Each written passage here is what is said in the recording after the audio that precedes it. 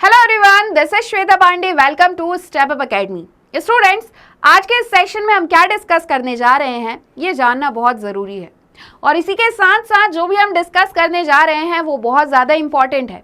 ऐसा क्यों, ये जानने के लिए आइए देखते हैं हम आज के इस सेशन में हम क्या पढ़ने जा रहे हैं। देखिएगा, आज का हमारा सेशन है chapter number 1, the end of bipolarity, class 12th political science overview. तो जिस तरीके से हम क्लास 12th पॉलिटिकल साइंस का चैप्टर नंबर 1 स्टार्ट करने से पहले ये देख लिया हम लोगों ने, हमने ये देखा कि क्या सिलेबस एक्चुअल में हमें क्या पढ़ना है। सिलेबस ओवरव्यू मैंने बताया आपको कि कैसे पढ़ना है, ये सारी चीज़ें हमने डिस्कस कर ली।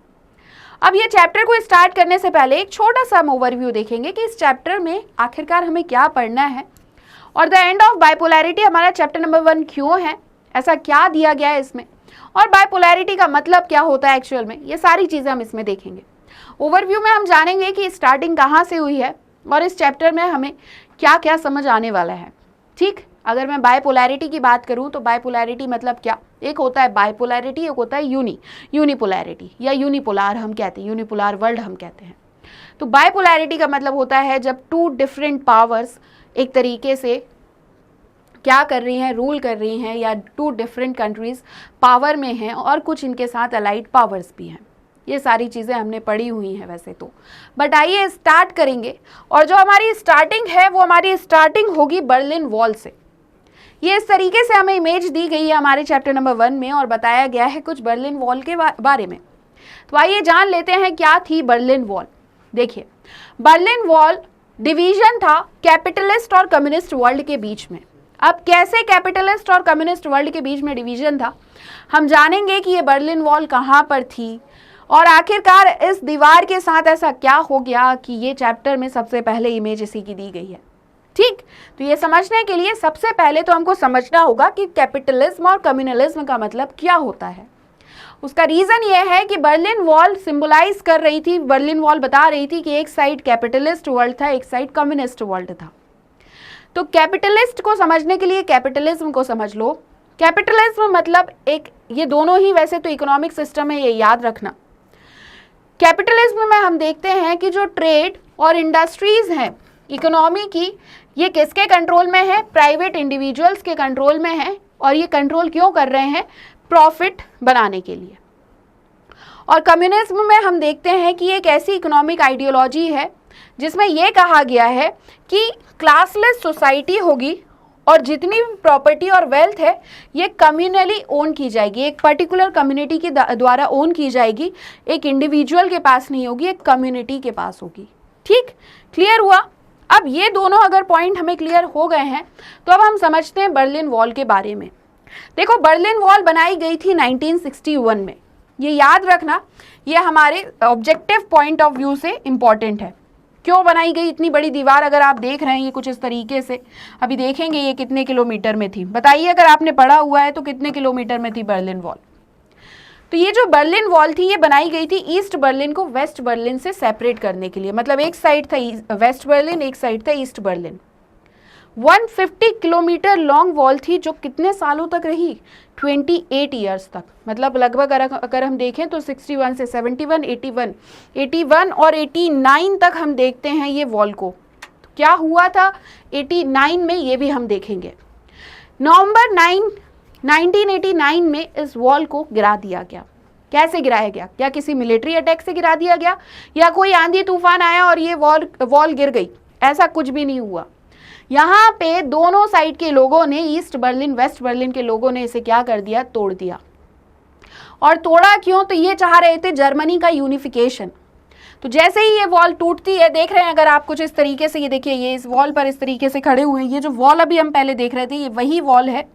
ठीक, और इस वॉल पे हम देख रहे हैं और इसको इस तरीके से क्या कर दिया गया, तोड़ दिया गया। पहले तो इसमें ऐसे छोटे छोटे होल्स बन गए थे जिसके थ्रू ये देखते थे इस साइड, दूसरी साइड, ठीक है, वेस्ट बर्लिन ईस्ट बर्लिन के लोग, और इसको तोड़ दिया गया और यहाँ से यूनिफिकेशन हो जाता है, जो जर्मनी के 2 पार्ट्स हो गए थे उसका, और बिगनिंग होती है कि कम्युनिस्ट ब्लॉक अब खत्म हो जाएगा। ठीक, क्लियर हुआ। अब हम आते हैं बर्लिन वॉल को थोड़ा सा फैक्ट बेसिस पर समझ लेते हैं। देखो, पॉलिटिकल साइंस में फैक्ट हमें याद होने चाहिए, कॉन्सेप्ट क्लियर होने चाहिए। अगर कॉन्सेप्ट क्लियर है तो हमें ट्रिक की ज़रूरत नहीं पड़ेगी, और फिर हमको करना है रिवीजन। ठीक, ये सब कुछ हम करेंगे इस चैप्टर के साथ और आने वाले हर एक चैप्टर के साथ विद सॉल्यूशंस। आपको बने रहना है स्टेप अप एकेडमी के साथ। ठीक, तो बर्लिन वॉल कोल्ड वॉर का सबसे बड़ा सिंबल था। कोल्ड वॉर का मतलब क्या? कोल्ड वॉर का मतलब ये होता है कि दो कंट्री के बीच में डायरेक्ट वॉर नहीं होता है, मिलिट्री वॉर नहीं होता है, बहुत शांति से इनडायरेक्टली वॉर होता है। कैसे कैसे होता है? तो कुछ वर्ड्स याद रख लो, पॉलिटिकली, इकोनॉमिकली, सोशली, इनके बीच में क्या चलता रहता है? युद्ध चलता रहता है। तो ये होता है कोल्ड वॉर। और उस टाइम पे कोल्ड वॉर चल रहा था और उसका सबसे बड़ा सिंबल जो था ये बर्लिन वॉल, कि ये डिवाइड करके रखी हुई थी जर्मनी को। 1989 में लोगों के द्वारा गिरा दी जाती है बर्लिन वॉल, और इसी के साथ यूनिफिकेशन हम देख रहे हैं जर्मनी का। इसी तरीके के काफ़ी सारे हिस्टोरिक चेन ऑफ इवेंट्स होते हैं, हिस्टोरिक इवेंट्स होते हैं, कोलैप्स होता है सेकेंड वर्ल्ड का, और कोल्ड वॉर का भी अंत हो जाता है। ठीक, ये सारी चीजें इस चैप्टर में समझने के लिए हमें एक चीज और समझना होगा कि ये कोलैप्स होने के बाद अब जर्मनी यूनिफाइड हो चुका था, और 8 ईस्ट यूरोपियन कंट्रीज थी, वो क्या करती हैं, जो कम्युनिस्ट गवर्नमेंट इनके यहाँ पर चल रही थी उसको रिप्लेस कर देती हैं। और कैसे रिप्लेस करती हैं? In response to mass demonstrations. काफी सस्पेंस है चैप्टर में, बट समझने के लिए हमें क्या करना पड़ेगा? हर एक टॉपिक को डिटेल में समझना पड़ेगा, और हर एक इन क्वेश्चन का आंसर हमको क्वेश्चन के आंसर मिलते जाएंगे।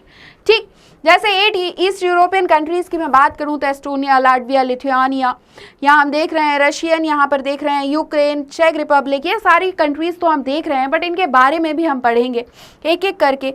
पूरी चीज़ों को हम समझते जाएंगे, चैप्टर को हम समझते जाएंगे। अब देखो, सोवियत यूनियन जो था, कहाँ से बना सोवियत यूनियन?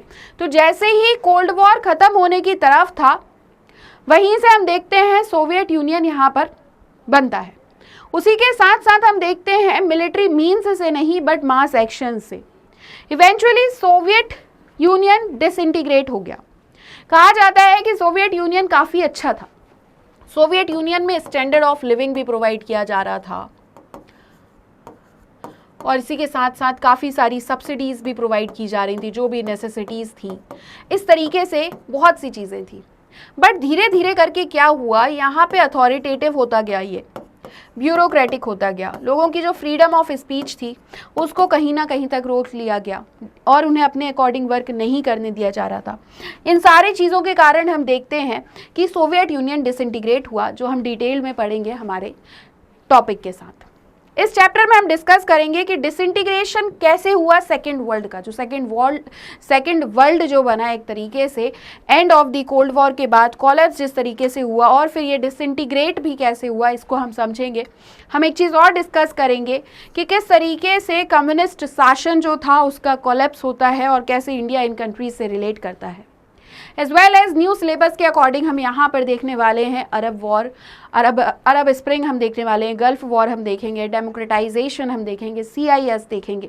इन सारे टॉपिक्स को हम पर्टिकुलर पढ़ते जाएंगे और आपके सारे डाउट्स को क्लियर करते जाएंगे। अभी एक ओवरव्यू समझ में आ गया है कि हम एंड ऑफ बाइपोलैरिटी कैसे हुई, सोवियत सिस्टम क्या था, कैसे डिसइंटीग्रेट हुआ, कैसे गोर्बाचेव के काफ़ी सारे रिफॉर्म्स हुए, ये सारी चीज़ें हम इस चैप्टर में डिस्कस करने वाले हैं। तो एक छोटा सा ओवरव्यू था जिसमें हमने चैप्टर के बारे में समझ लिया है, और इसी के साथ आज का हमारा ये जो सेशन है यहाँ पर एंड होता है। आप और इससे ज़्यादा वीडियोस अगर देखना चाहते हैं तो आप हमारी वेबसाइट पर भी विजिट कर सकते हैं। एंड आई होप मैंने आपको जो भी पढ़ाया आपको काफ़ी अच्छे से समझ आया होगा। और अगर आज का सेशन आपको अच्छा लगा है तो आप हमारे चैनल स्टेप अप एकेडमी को please like, share and subscribe करना बिल्कुल भी ना भूलें। थैंक यू एंड धन्यवाद।